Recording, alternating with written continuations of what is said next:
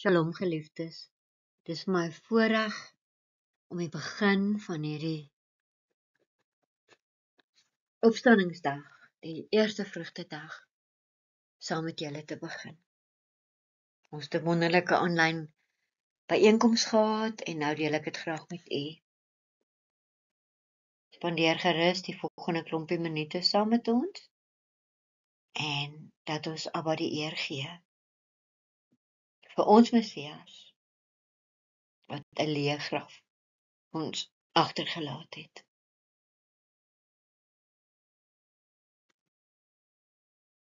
Geliefdes, hierdie word aangebied deur Olyftak Bedieninge en Tela Studiesentrum. My naam is Stefanie en is my heerlik om die boodskap wat Abba aan my bekend gemaak het met u te deel. Geef ons asseblief 'n like, 'n kommentaar en deel met ander. Subscribe ook tot ons kanaal en dit help met ons algoritme om die woord aan die nasies te versprei.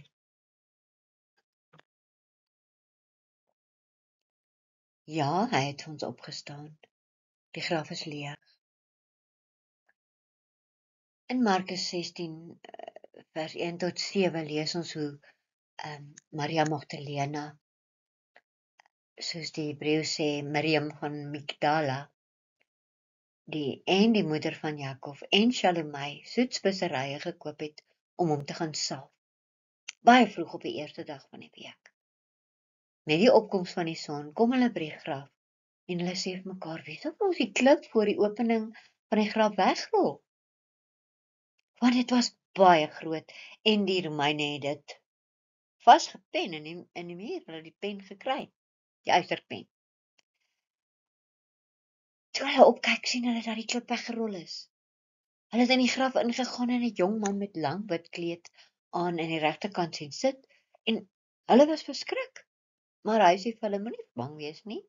Julle soek Yeshua van Nasaret wat gekruisig is. Hy het opgestaan. Hy is nie hier nie. Let op, die plek waar hy neergelê was is leeg. Maar gaan sê vir sy studente volgelinge en vir Kefa, dis Petrus, let op, hy sal voor julle uitgaan na die Galilea, meer van Galilea, né? En daar sal hulle hom sien, net soos hy vir julle gesê het. In 1 Korintiërs 15 verduidelik Shaul of Paulus vir ons waarom hy, wat die gesalfde een vir die Messias is, wat vir ons sondes gesterf het. Kom ons lees van vers 3 af. Ek het van die begin af aan julle oorgedra, wat ek ontvang het, dat die gesalfde een, die Messias, vir ons sondes gesterf het, net soos geskryf is, dat hy begrawe is en dat hy na 3 dae opgestaan het, net soos geskryf is, en dat hy aan Kefa verskyn het, daarna aan die 12, daarna het hy verskyn aan meer as 500 broers by een geleentheid, waarvan baie nou nog lewe, skryf Paulus, maar sommige is reeds dood. Daardie prentjie is nie sy regte graf nie, maar dit was vir my so 'n mooi uitbeelding van die lig aan die buitekant en die doeke wat daar gelê het. Hoekom noem ons dan vandag ook die eerste vrugtefees van Jahwe? In Levitikus 23 vers 9 lees ons Jotai het met Moshe gepraat en gesê, praat met die seuns van Israel en sê vir hulle, wanneer julle in die land kom, wat ek julle sal gee, en sy opbrengsoes, moet julle 'n gerf van die eerste vrugte van julle oes na die priester bring, en hy moet die gerf voor die teenwoordigheid van Jotai waai, om vir julle aanvaar te word. Op die dag na die Sabbat moet die priester dit waai. Messias is dus ons eerste vrug, soos ons in 1 Korintiërs 15 gelees het. Kom ons lees vers 20 nou. Maar nou die gesalfde een is opgewek uit die dood uit, en hy is die eersteling vrug van die wat dood is, net soos die dood deur 'n mens gekom het, net so die nuwe lewe van hulle wat dood is, deur 'n mens gekom. Want net soos alle mense deur Adam doodgaan, net so sal hulle ook almal in die gesalfde een en Messias lewe. Hulle hom aanvaar as hulle saligmaker. En ek het met ons Pesach boodskap vir u geleer van dat die alef van Adam verteenwoordig die woord Elohim en Abba Vader. En dan die dam is die Hebreëse woord bloed. So Adam verteenwoordig die bloed van ons Messias. Die eerste vrugtefees is ook die eerstelinge van Jotai-Wafai. Dit is 'n algemene uitdrukking wat in beide Ou en Hernuide Verbond in die Nuwe Testament voorkom. Dit word in die skrif gebruik met beide letterlike en figuurlike betekenisse. Toe Saul of Paulus dus gesê het dat ons Messias die eersteling is van wat ontslaap het, jy kan dit weer gaan lees in 1 Korintiërs 15 vers 20, het hy terminologie en beeldspraak gebruik, wat ryk is aan geskiedenis en betekenis.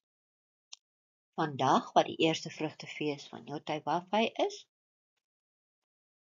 hulle noem dit in Engels ook the first fruit or beginning of the harvest. In Hebreëus is dit Reshit, die begin in Hebreëus. Eerste vrugte is 'n viering wat gedurende die Pasgaweek gehou word. Pesach dan in Hebreëus. Die gordoes is die Bali harvest, die eerste wat hulle afsny. Hulle het gehardloop na die tabernakel toe of die tempel en dit vir die priester gegee om 'n waaioffer te bring.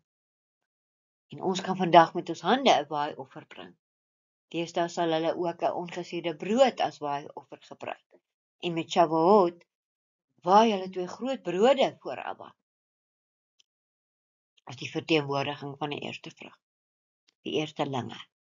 Waar het in Israel die eerste van die koringoes in Shavuot en die gordoes, die Bali harvest in hulle lenteseisoen. Vir ons in Suid-Afrika is dit mos nou Pers.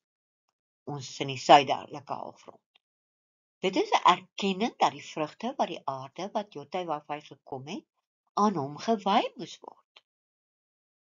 Dit het ook gedien as 'n herinnering aan Abba Vader se kinders dat Jotai-Wafai hulle uiteindelike voorsiener was. En dit was sy voorsiening wat vir hulle 'n oes gegee het. Of dit nou diereoes is, of 'n vrugteoes, of 'n graanoes. Nou, hoekom is die eerste vrugtefees van Jahwe so belangrik? Ons sien die term eerste vrugte wat aanvanklik in die boek Exodus genoem word, wanneer Moses Jotai-Wafai se volk uit ballingskap uit Egipte lei. Jotai-Wafai het die Israeliete opdrag gegee om die eerste van hulle oes te prys te gee, sodat hulle die waarde van sy seëninge kan verstaan. Deur die eerste 5 brode van die skrif, boeke van die skrif, bring Moses die idee altesaam 13 keer na vore. En dis redemption vir afdwaling, né? Die redding van afdwaling. Dit is wat 13 beteken. Dit is omdat dit 'n noodsaaklike konsep was vir Abba om vir die mense van Abba om te verstaan. Hulle kom uit Egipte, hulle het nie geweet dat jy vir Abba iets moest gee nie. En ons weet dit ook baie keer nie. Ek het vir ons mensies gesê, ek het geleer by my mentors, jy moet 'n aparte rekening hê waar jy jou eerste vrugte insit, van jou maand of jou jaarlike oes, en dan moet jy hoor by Abba vir wie moet jy gee. En ons gee gewoonlik vir wie jou kos gee, né? Daar waar jy jou geestelike voedsel kry. In die verbond het Jotai-Wafai sy volk beveel om die eerste en die beste gedeelte van die oes as offer aan hom te gee. Ek het vir julle baie skriffies daar gegee, Exodus 23:16, Nehemia 10 vers 35. Dit het graan ingesluit, Exodus 23 vers 16 en 34 vers 22.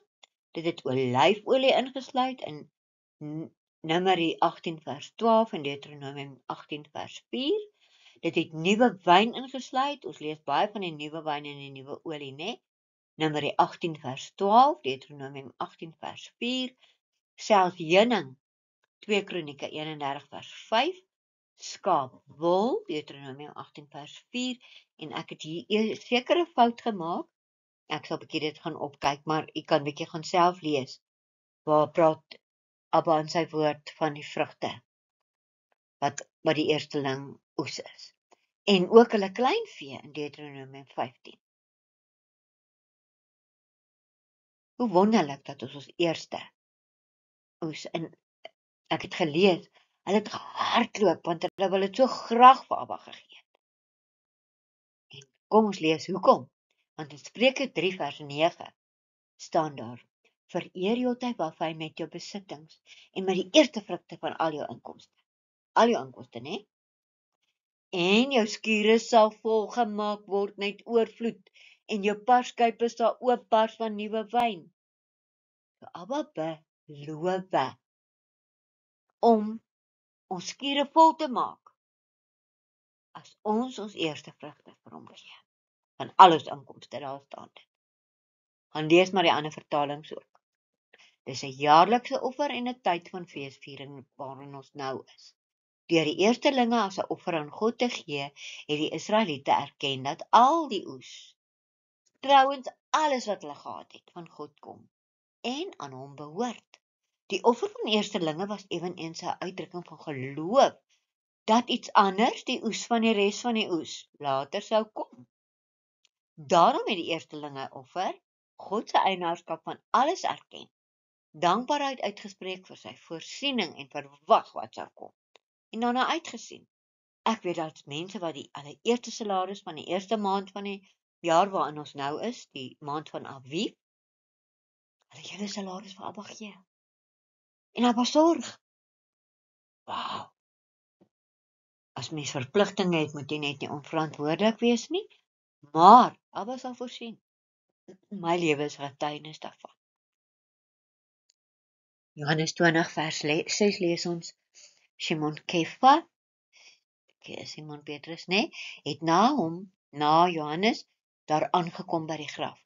En hulle het gehardloop en in die graf ingegaan en die linnedoeke gesien, waar dit lê. En die grafkleed wat oor sy kop was, sien hy by die linnedoeke lê, maar opgerol of opgevou op 'n plek eenkant. Toe het ook die ander studente volgelinge wat eers by die graf gekom het, ingegaan en hulle het gesien en vertrou. Die disippels het weer huis toe gegaan, want hulle het nog nie vanuit die skrifte verstaan, dat hy uit die dood uit moes opstaan nie.